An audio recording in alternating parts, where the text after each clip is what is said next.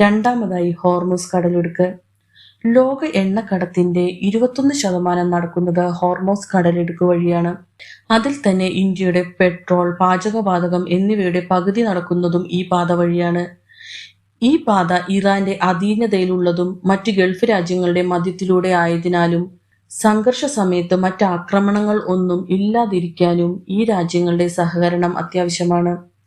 ഇന്ത്യയുടെ ഈ നയതന്ത്ര മികവിന്റെ ഫലമായിട്ടാണ് മറ്റു കപ്പലുകളെ തടയുകയും ആക്രമിക്കപ്പെടുകയും ചെയ്യുമ്പോൾ അതേസമയം തന്നെ ഇന്ത്യയുടെ 1,35,000 മെട്രിക് ടൺ ക്രൂഡ് ഓയിൽ വഹിച്ചുകൊണ്ടുള്ള 2 എണ്ണക്കപ്പൽ ഹോർമുസ് കടലിടുക്ക് കടന്ന് ഇന്ത്യയിലെത്തിയത്.